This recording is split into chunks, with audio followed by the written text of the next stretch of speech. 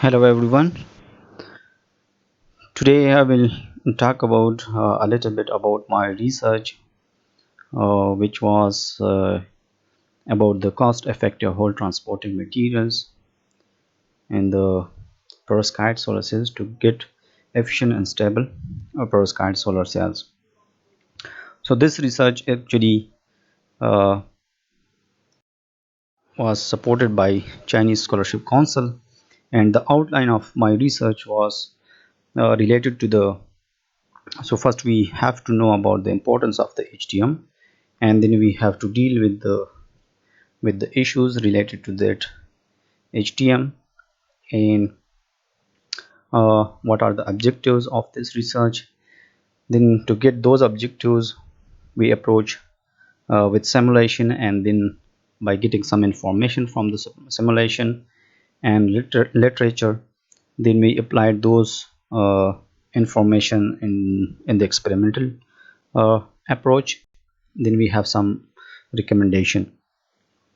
So with the importance of the HTM. So HTM can be used as a physical barrier between the perovskite and electrode to work as a barrier. That means which can stop the, let's say, the instability which is caused by the back electrode, for example silver, gold, aluminum. And it can also protect the perovskite layer from the moisture or oxygen induced degradation, as we know that perovskite materials are sensitive to the moisture and oxygen in the outside of or in the ambient environment. Then it can also influence the cost of the perovskite solar cells. For example, if we are talking about the inorganic like spiro, PTAA, whole transporting materials, so they are a little bit expensive compared to the inorganic. So if we play around these HTM, so it can influence the cost of the perovskite solar cells. Then it can also uh, determine the open circuit voltage of the device by, for example, if we tune the energy level of the perovskite in HTM, then we can improve the open circuit voltage, for example by well matching of the valence band with the perovskite, so it can improve the open circuit voltage by providing free barrier interface. Then it can also uh, improve the collection efficiency by stopping the electrons, like for example if the conduction band of the HTM is deep or higher than the perovskite, so it can stop effectively the electrons and we can improve the collection efficiency.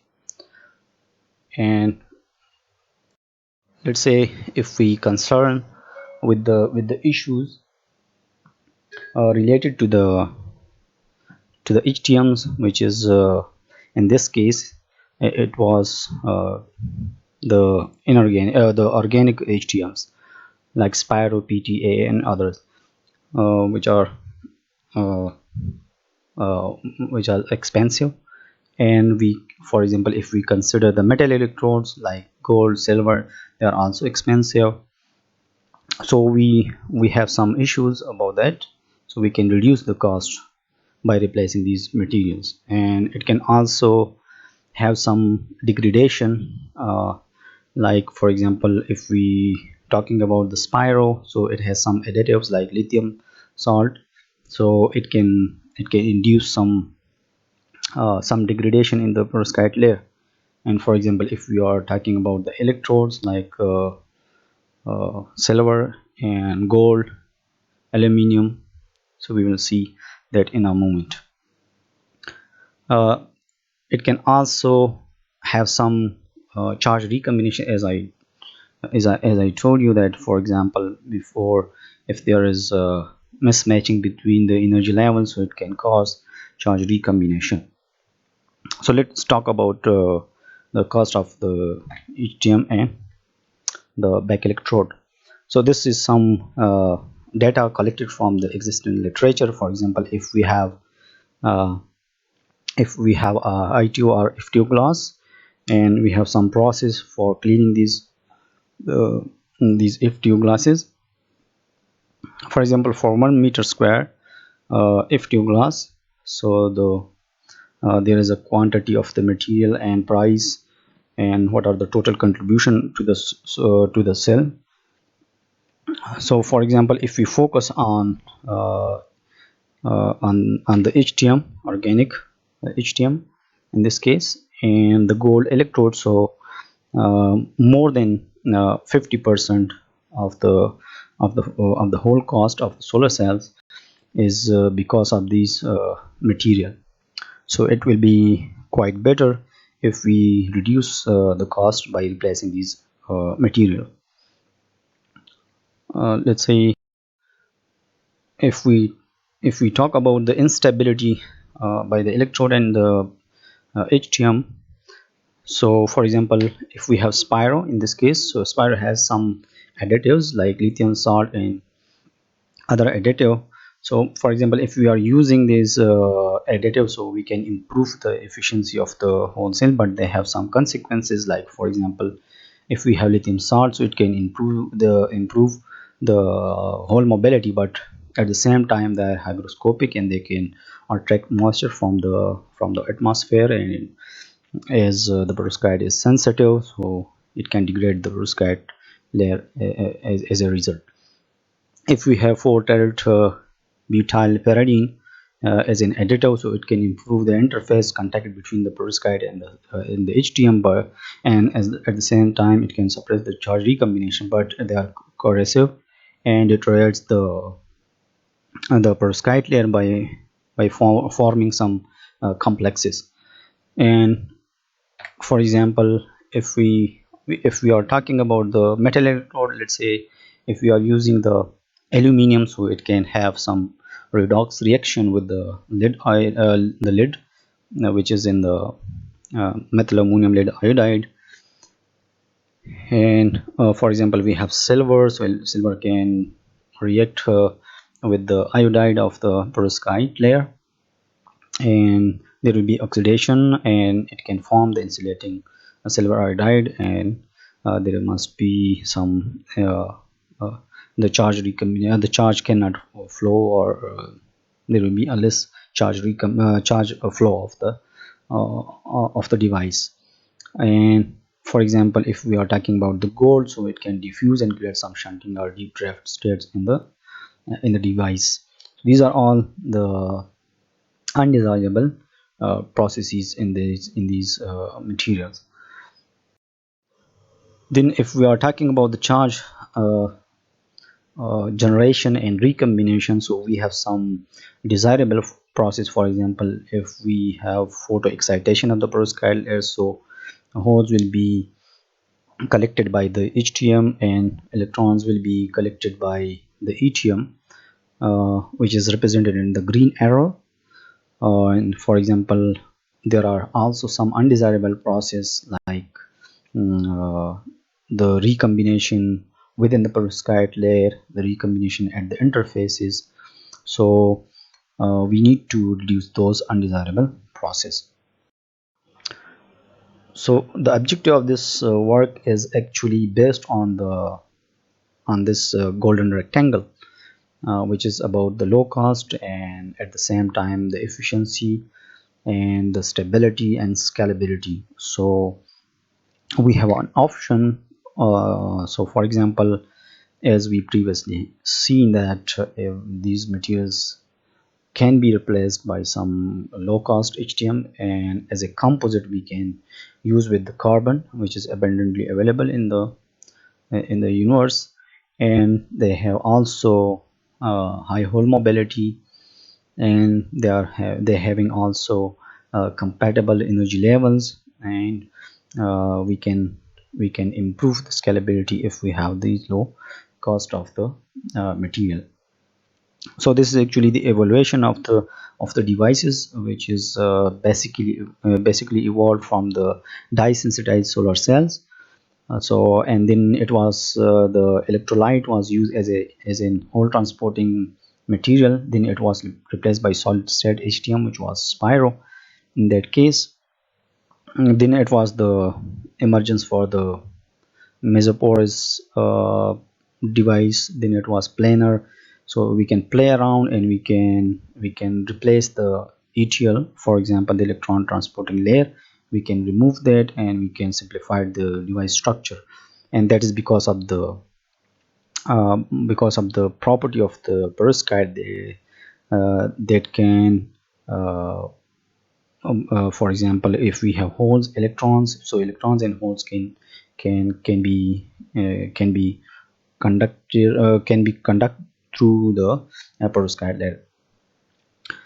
Then for example, if perovskite have that property, so we can check that if, for example, if we remove the HTM, so we can also simplify the structure and perovskite can conduct the holes and at the same time electrons. And then for example, if we have a chance, so we can replace the back electrode like gold, and at the same time we can use as a HTM carbon as a back electrode. So this was actually the target of this work. But before getting that target, we need to get some insights or some information. So we went through the simulation, and one can ask why we need simulation at first stage. So as we know that doing experiments are expensive, so we want to save our time and energy and money before doing experiments, and we want to get some enough information that what is the behavior of our photovoltaics or our devices, like for example what is the JB curve of these devices if we place these composites. So what will be the behavior for device? Then if we have these information, so we can provide guidelines for the experiments. Doing the simulation, we need to know this is actually the software which is used for the simulation, and this is AIMS, analysis of microelectronics and photonic structure. And this is the interface of the software. We need to put some information before doing the simulation uh, results. So this, for example, if we click on this window, so this window will pop up and this will show the ambient condition we need to put. And in the ambient condition we have, for example, the semiconductor contacts.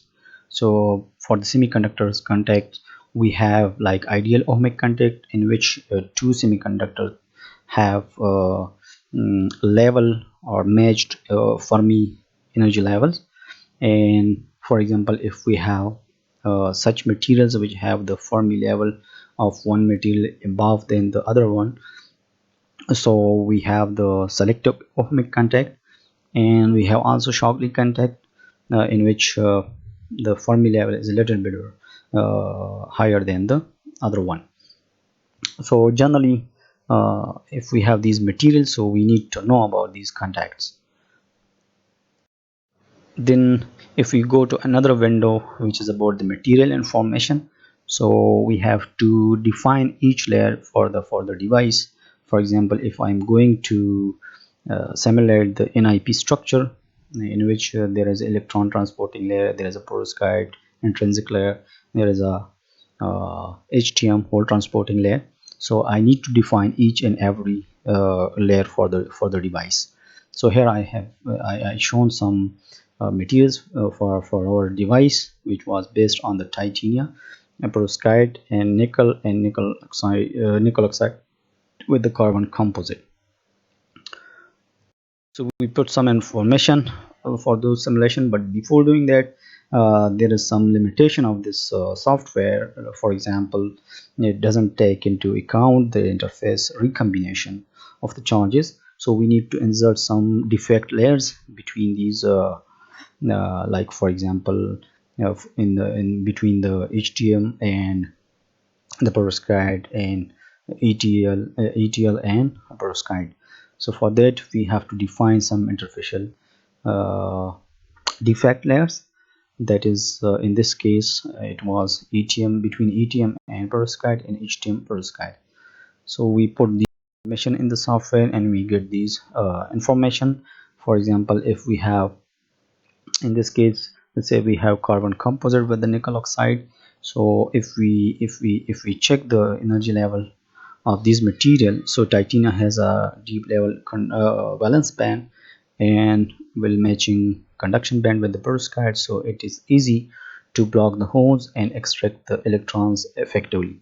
And in the similar case, for example, if we are talking about the nickel and carbon, so it has a deep conduction band than the perovskite, so the holes can the electrons can be blocked very effectively, and the valence band is matched with the perovskite, so holes can be extracted very effectively. Then these are the JB curve from the simulation, and the performance was quite better in sense of the cost effective devices.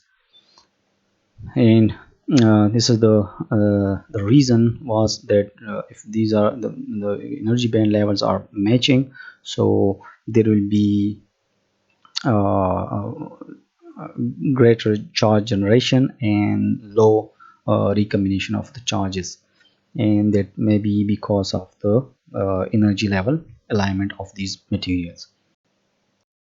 Then we go for further analysis, like for example, as I told you that what would be the energy level at that contact. So in the case of nickel, so there were a little bit mismatching, and we have some at the valence band of the perovskite and nickel, there was a clip which can be regarded as a barrier for the holes, and holes can be trapped in that clip. uh, but in the case of nickel and carbon, if we match it, so uh, there will be alignment of the energy level, and we can get the holes very efficiently.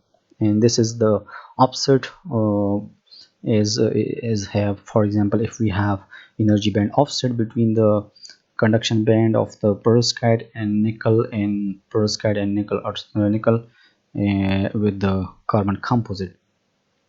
So the offset was very low in the case of nickel and carbon composite as compared to the nickel and gold electrode. Then we go for the perovskite layer, that it is better to check different perovskite, like mixed halide perovskite, and keeping these HTM and ATM constant, so we can check that what is going on for these devices.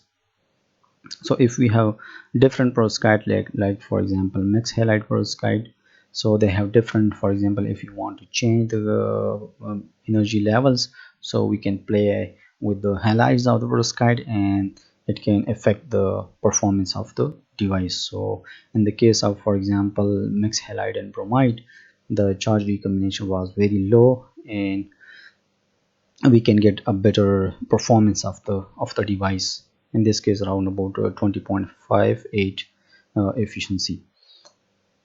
And this can be again regarded as a energy level alignment through the software or through the simulation.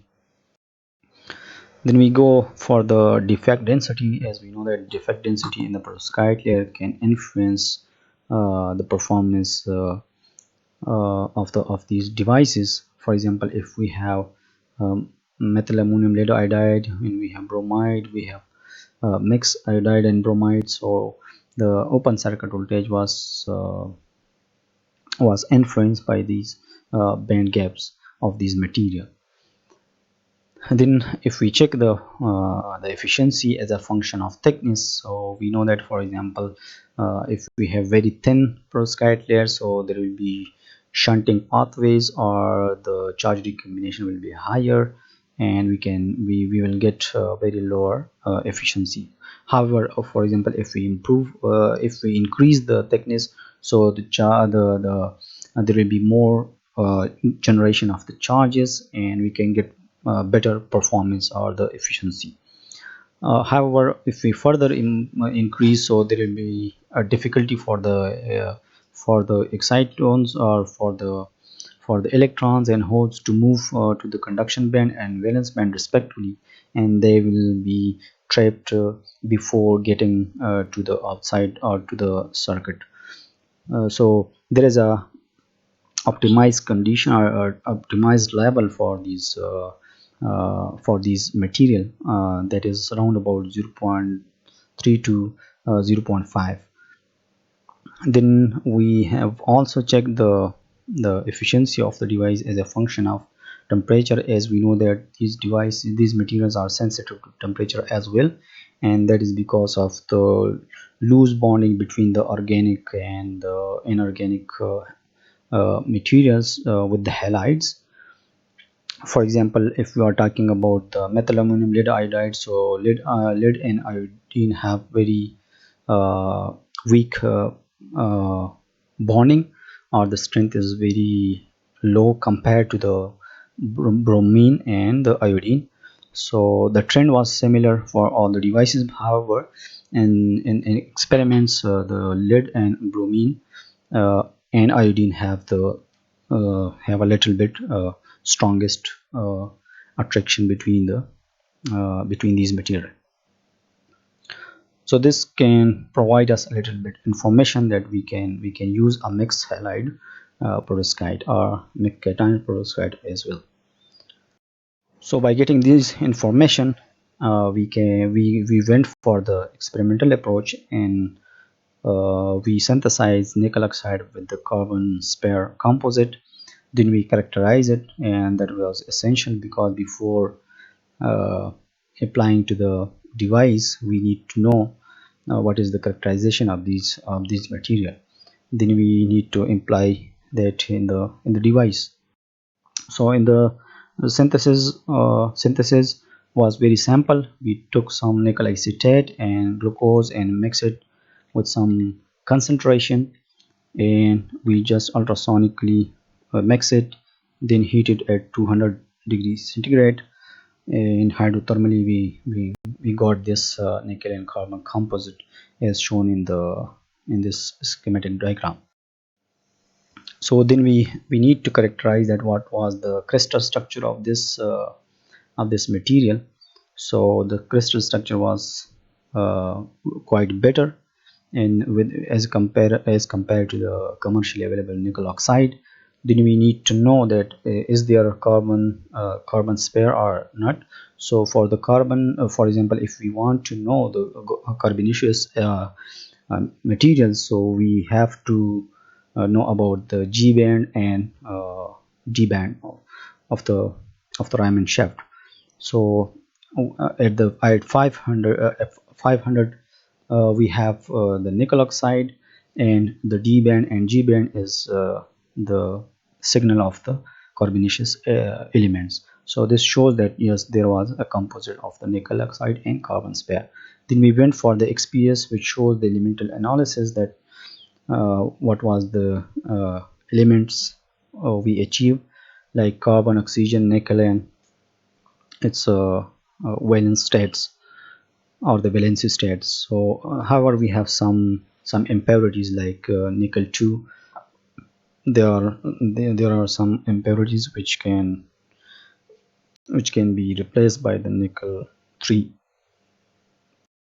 Then we went for the morphology, that how we can prepare the thin film of these materials, and what was the surface or the surface morphology of these materials. So this was the powder, and we went for the sim. So the sim images was not able to identify the nickel oxide. So because its magnification was lower.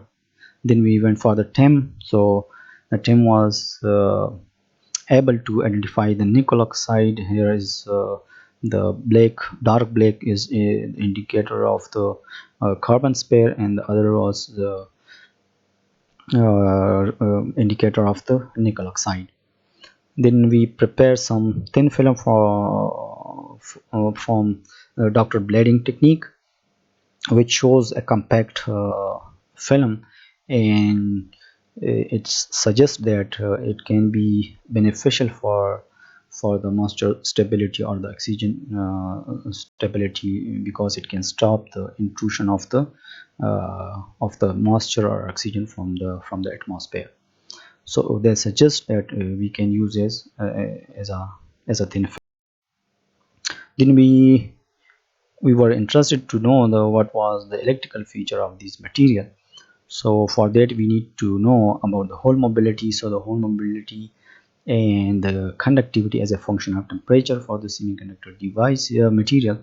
So the hole mobility was quite better at above the room temperature, and this suggests that these materials have very high hole mobility. And then it was the semiconductor behavior of the contacts of these thin films, and which shows that these are the that these are the semiconductor, and uh, it can improve the conductivity of the device, especially for the hole mobility.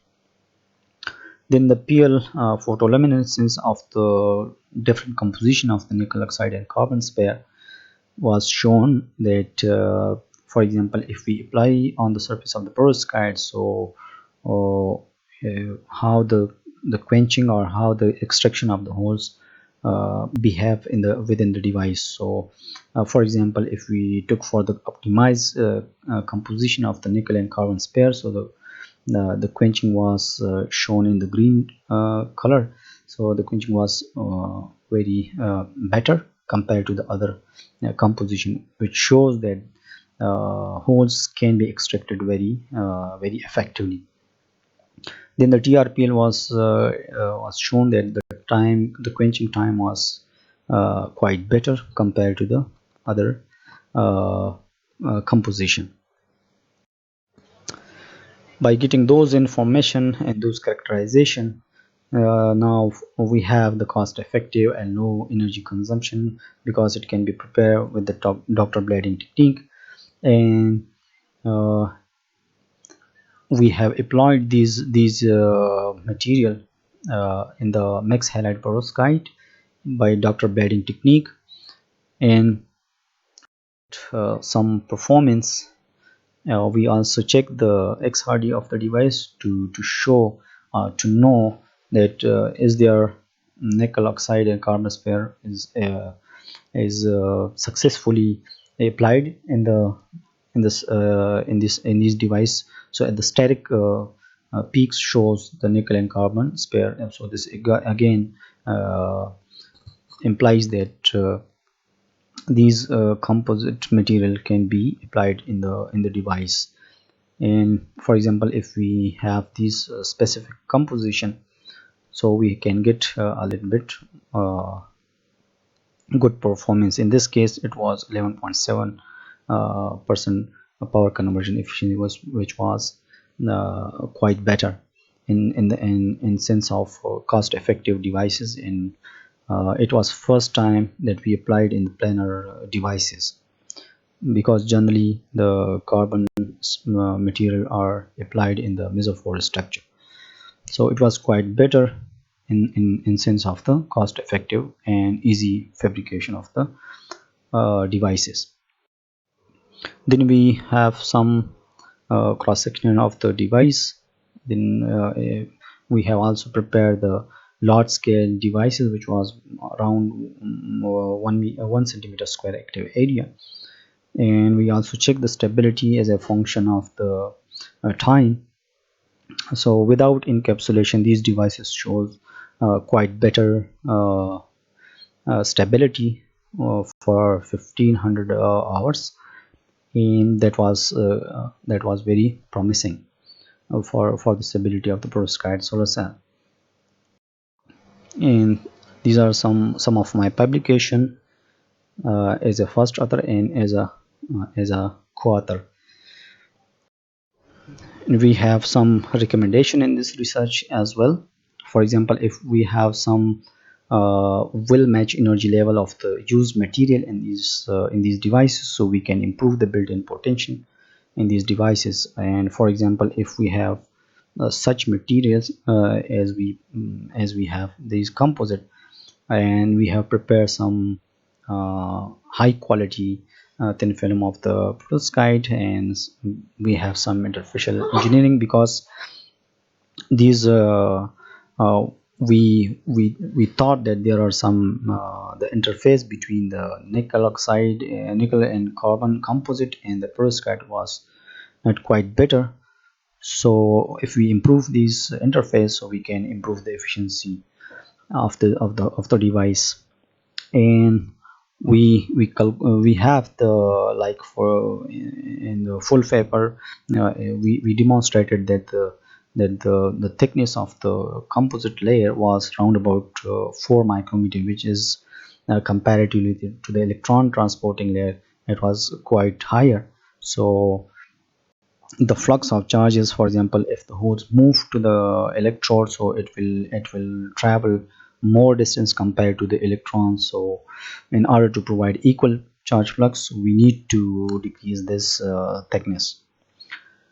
And last but not the least, if we have, for example, at the top we can save the perovskite by applying these materials, but at the edges there may be some intrusion of the moisture and oxygen, and it can degrade the perovskite layer. So if we use thermally stable and oxygen moisture tolerant perovskites, and for example if we have titanium in this case, so that is not photostable, and we can replace these with some photostable ATMs, and we can improve the long-term stability of the perovskite solar cells.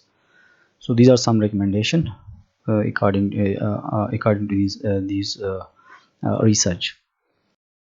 And thank you so much. And I would like to thank the new energy material devices group, which was led by Professor Lee Matching, and he is the group leader, and we have also some colleagues. And thank you so much.